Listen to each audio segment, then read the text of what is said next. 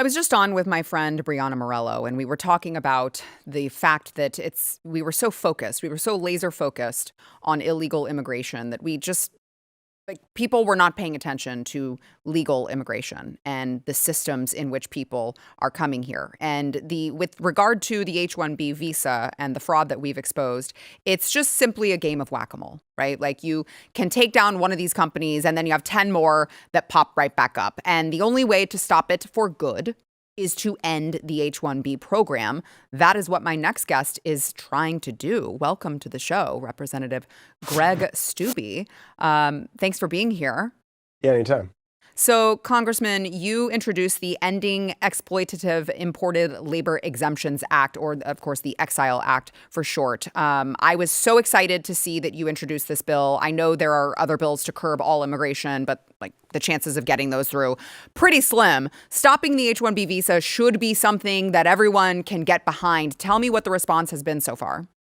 Well, obviously, the response from conservative outlets has been very, very positive. What's kind of interesting is I've never had outlets in India writing about me, and all the outlets in India are obviously very opposed to this because India and China are the ones that use this the most. Yep.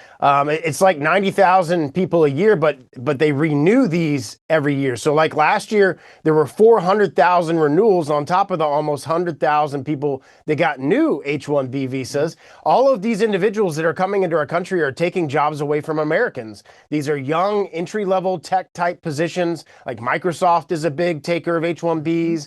Amazon is the #1 taker of H-1Bs. So they're taking away jobs from Americans. I can't think what would be more America first than the doing away with a program that's taking away especially entry-level jobs for young people. Right, and you mentioned the entry-level jobs, and you're right, that is the case in many of these circumstances, but it's just totally contrast to what the H-1B program was supposed to be intended for, which is just like, you're the best, you're the brightest, you've got a really unique skill set. And I don't know how far down the rabbit trail you've gone. I personally, it's like now my new hobby is to expose all of this. And so I'm sitting around at my home in the evenings and I'm like, oh, so it's like chefs, food service managers, elementary school teachers, like that is counterintuitive to what we were supposed to be receiving. And so now you have, you shared a number of examples on your X page. I encourage everyone to go and follow you. 10,000 plus American doctors cannot find work. 5,000 foreign-born doctors have been placed into residency. That's not a labor shortage. That is a displacement. And to add on top of that, Congressman, because it's a great point. To add on top of that, I just ran a story yesterday about a specific region of India that they were finding all of these fake credentials, these fake certifications of these doctors. So now it's like, we don't even know if they're real doctors. Yeah, and I served in the state house, state senate before I was in Congress, and every year the Florida Medical Association would come to us and be like, we need more slots for people here in Florida, yet they're giving these slots to foreign doctors who, just like you said, you don't even know if they really have a real diploma or degree in medicine from wherever they're coming from, at the behest and at the detriment of American medical students. It's really fascinating when you start to dig in, and I did put some examples on our X feed. It's at Rep. Greg Steube. But there's been American workers fired from their jobs after companies have gotten some of these H-1B workers. There's a whole bunch of instances of that. Disney, FedEx did that recently, where they shuttered a whole bunch of locations after they got a bunch of H-1B people in. So it's a real detriment to American workforce, young Americans that are trying to find those entry-level positions. Yeah, we have some of these right here that you have been posting. Microsoft, that you mentioned earlier, laid off 16,000 American workers and then received approval for the 9,000 H-1B visas. I mean, this is... no coincidence there. Right, exactly. Well, and the point that I was trying to make, and that I hope that the president, I hope you can get the message across to him, is the $100,000 fee is not actually a barrier. I don't know if you saw there was a Harvard study that came out that showed that because they are undercutting, as you're pointing out, the Disneys and the Microsofts and the FedEx and all of these companies, they're undercutting with the wages, and they're not doing it for any other reason other than the bottom dollar. And so when they're bringing these people over, the money that they're saving by paying them less is actually, they're like, yeah, we can afford the 100,000 just because of the amount that we're saving in bringing these people over. So it's not actually a barrier to stem any of it. No, it's not. And I hope as more people like yourself keep talking about this, maybe this will get on his radar or something. He could executively end the program. Congress needs to do away with it congressionally, but the executive branch doesn't have to issue the visas. Immigration and naturalization doesn't have to issue the visas. So he could do an executive order saying no more H1B, at least during his time. But we need to make sure that this bill passes so that future presidents could obviously reinstate it. Yeah, I completely agree. And you mentioned that the conservative side of the aisle has been very receptive to it. I imagine that the Democrats, anything that a Republican touches, authors, breathes on, whatever, they're like, no, we don't want it. But you have to imagine at a certain point, every single American is going to feel the pain. I mean, it is in every single, like, they're coming here, they're buying up our housing.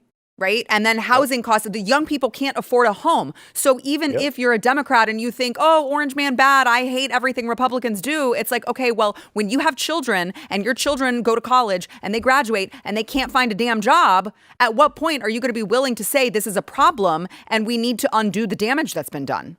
Yeah, you would think they would, but unfortunately, Democrats in today's world are just not like that. I mean, we just had every single Democrat but one vote against requiring an ID, just an ID to vote, so that we know that we only have citizens voting in our country. When I passed the Save Women's Sports bill that doesn't allow biological men to compete in women's sports, the first time, not a single Democrat voted for that. And that's like an 80% issue. Like, Democrat moms don't want biological men in their daughters' locker rooms in middle school and high school. So, but how that's not reaching the people that are Democrats in Congress is kind of fascinating, because it's, well, if the Republicans are for it, we're against it. If it has anything to do about this trans agenda, we're against it. If it has anything to do with immigrants, we're against it, without really digging into the real challenges and problems that it's facing for the American workforce.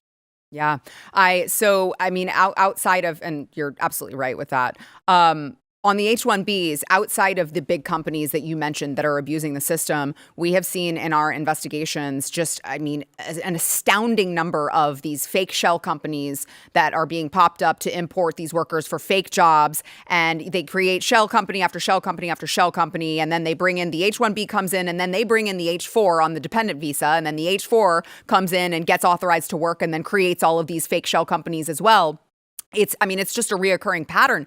And I start going through this and I'm like, where are the people at USCIS? Are they asleep? Like, I don't understand how they are rubber stamping all of these people without even doing basic due diligence. I can look and see on these websites, when I just look at the paperwork, I look at the labor condition applications. Do you get any sense for like why USCIS isn't cracking down on this?